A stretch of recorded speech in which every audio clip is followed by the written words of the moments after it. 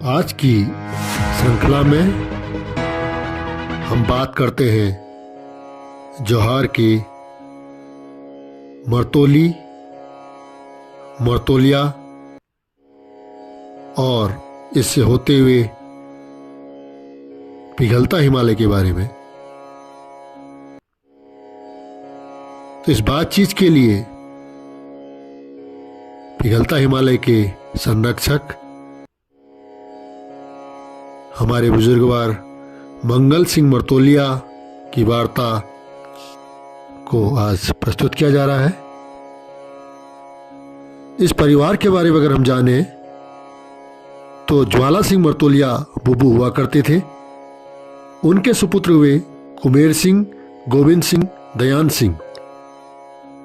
कुमेर सिंह जी के सुपुत्र हुए उमेद सिंह और गोविंद सिंह जी के हुए दुर्गा सिंह, मंगल सिंह और दयान सिंह जी के हुए कुंदन सिंह। इनके बाद उमेश सिंह जी के सुपुत्र हुए सुरेंद्र सिंह मर्तोलिया और डॉक्टर दिनेश। इसी प्रकार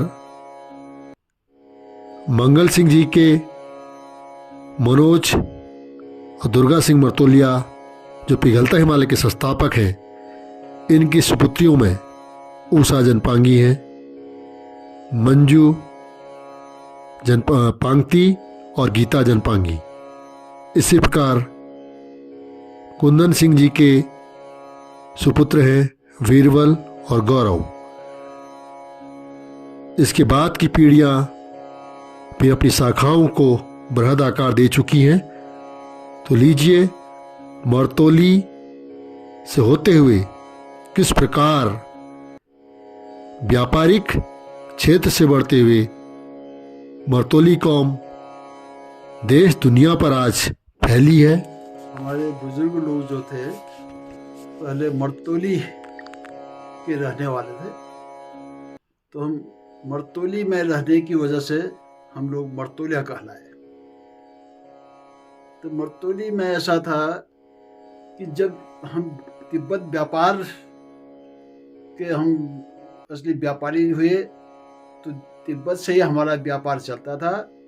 और हमारे बुजुर्ग लोग जो है सितंबर अक्टूबर में तिब्बत चले जाते थे और वहाँ ऊन, सुहागा, यहाँ के जितने भी सामान हैं मुंशियारी के, हमारे हिंदुस्तान के, चीनी, दाल, हर चीज़, मतलब कोई भी जो भी आवश्यक, आदमी की आवश्यक चीज़ें हैं वो सभी अपने बक्सों में, गुड़, भेली सब ले जाते थे वहाँ और तिब्बतियों से अदला बदली करते थे। क्योंकि उनके पास न हमारे पास पैसे ज़्यादा न उनके पास, तो वहाँ से जो है उसके बदले हम ऊन लाते थे, भेड़े, बकरियाँ लाते थे, सुहागा और नमक, ये चीज़ें वहाँ से इधर आता था। तो जब अक्टूबर नवंबर में जब मौसम जब ठंडा हो गया तो नंदा देवी का मेला लगता था हमारे मर्तोली में। उस समय जो है हमारे बुजुर्ग लोग तिब्बत से जो है दौड़ दौड़ के आते थे, क्योंकि मर्तोलिया लोग जो है नंदा देवी को बहुत मानते हैं। तो इसलिए नंदा देवी के पर्व पर वो सीधे मर्तोली आ जाते थे। तो वहाँ आने के बाद अपना, जैसे औरतें जो है हमारे यहाँ के वो खेती बाड़ी करते थे, जौ उगाते थे, आलू, सरसों, जम्बू, इस तरह से जो भी था वो सामान सब समेट करके फिर अक्टूबर लास्ट तक जो है वहाँ बर्फ़ गिरने की संभावना होती थी। तो वहाँ से वापस आते थे। हमारे घोड़े, खच्चर सब अपने पास सब सामान हुआ, उनमें लाद करके अपना सामान सब लाते थे और जो आवश्यक चीज़ नहीं है वो वही छोड़ देते, घर में ही रख देते थे कि उसमें कोई चोरी चकारी का कोई सवाल नहीं हुआ। क्योंकि अगले साल उस चीज़ की आवश्यकता पड़ती थी हमें। तो अनावश्यक चीज़ें, जो रास्ते की चीज़ें नहीं हुई, तो वो सिर्फ रास्ते के सामान हम लाते थे, खाने पीने के सामान, और बाकी जो है व्यापार के सामान जो है। तो यहाँ आने के बाद सबसे पहले तो जौंजवी का मेला लगता था तो उस जौनजबी के मेले में हमारे यहाँ जो औरतों ने जो बरसात में जो ऊनी कारोबार तैयार करके थुलमा, पंखी, दन, इस प्रकार से मफलर और टोपी जो भी सामान तैयार किया है वो जौलजबी मेले में बेच के आते थे। तो जौलजबी मेला निपट करके फिर इधर आए और फिर यहाँ की भी जो थोड़ी बहुत खेती बाड़ी वो निपट गया। फिर जारू में जो है बर्फ गिरने की संभावना हो जाती थी दिसंबर में। फिर हम यहाँ से बला की ओर रवाना करते थे, क्योंकि हमारा जीवन ही माइग्रेशन टाइप का होता। तो हम लोग ऊपर नीचे तीन जगह हम लोग रहते थे। तीनों जगह हमारे मकान हुए, जमीन हुई। तो इसलिए हमारे माइग्रेशन की वजह से जो है हमारी ज़मीन जो है अदर कास्ट को हमने उसको आधे दिया था, उसको लगान के रूप में। तो ठीक फिक्स टाइम में हम अपना वहाँ जा करके उनसे वसूल करते थे। धान गेहूँ सीजन में 2 बार जो है धान के टाइम में धान वगैरह है, मडुआ वगैरह आदि ये सामान वहाँ से लाते थे।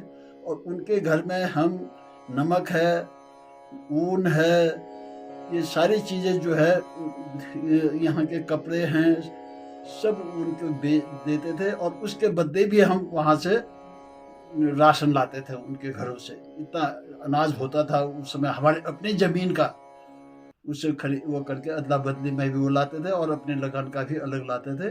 और उसके बाद भी जो है उनका खाने का पूरा हो जाता साल भर में। तो इस तरह से हम यहाँ से फिर ज़्यादा, जैसे यहाँ बर्फ़ गिरने की संभावना हुई तो हम लोग अपने घोड़े खच्चर को लादा, यहाँ का सामान यहीं छोड़ दिया, रास्ते का थोड़ा बहुत सामान लेकर के 3-4 दिन में हम बला पहुँचते थे।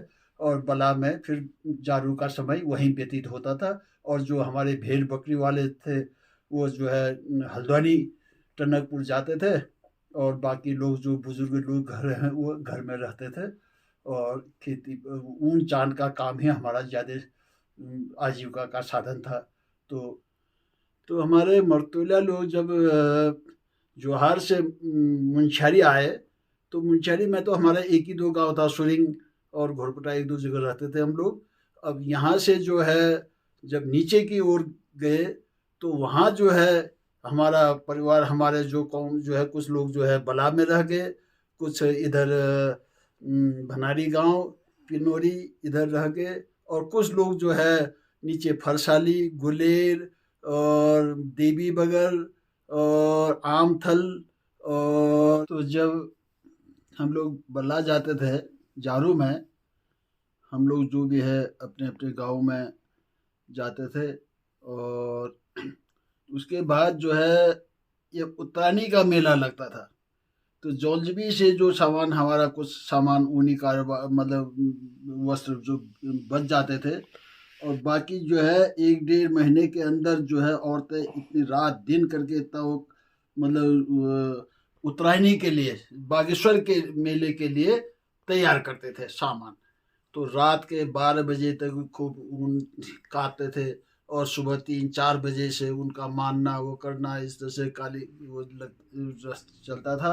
तो किसी तरह रात दिन लग करके वो उत्तरायणी के लिए अपना ऊनी कारोबार वो सामान तैयार करते थे।